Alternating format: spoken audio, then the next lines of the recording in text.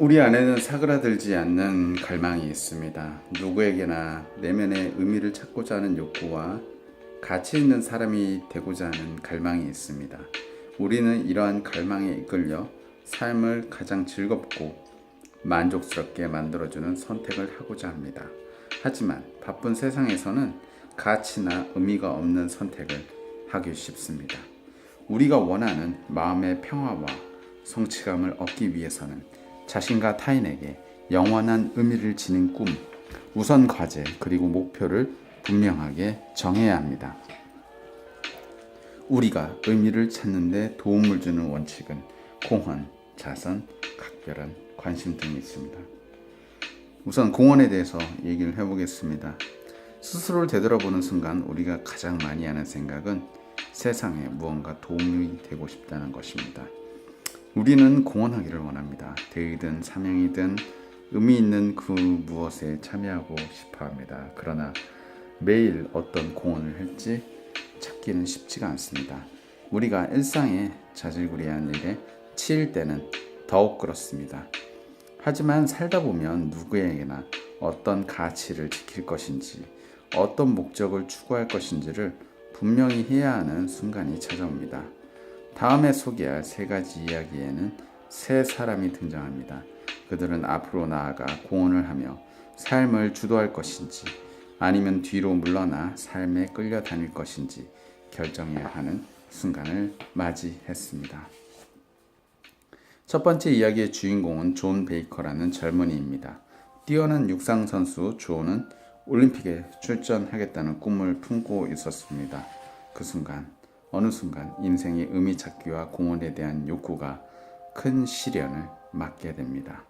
그의 선택과 목적을 살펴보며 다음 주, 다음 달, 다음 해에 어떤 삶을 살 것인지 스스로 생각해 보셨으면 좋겠습니다.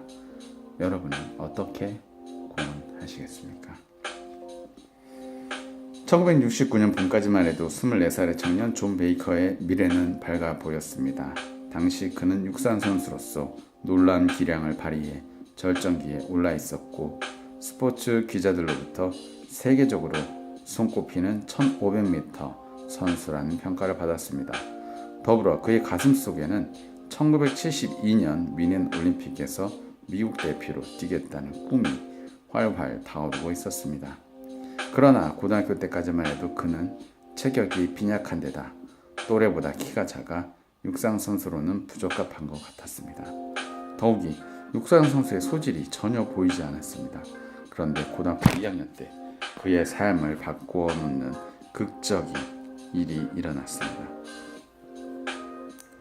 만자는 고등학교 육상팀 감독인 빌 울파스는 베이커의 가장 친한 친구로 체격이 좋은 존 하랜드를 육상팀에 끌어들이려 애썼지만 뜻대로 되지 않았습니다. 그때 베이커는 감독에게 이런 제안을 했습니다. 저를 육상팀에 넣어주면 하랜드도 따라 들어올 겁니다. 감독이 그 제안을 받아들여 베이커는 육상 선수가 되었습니다.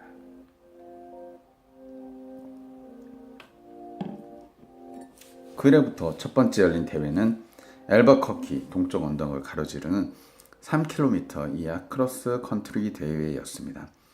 사람들의 이목은 뉴멕시코주의 크로스 컨트리 우승자 로이드 고프에게 집중되어 있었습니다.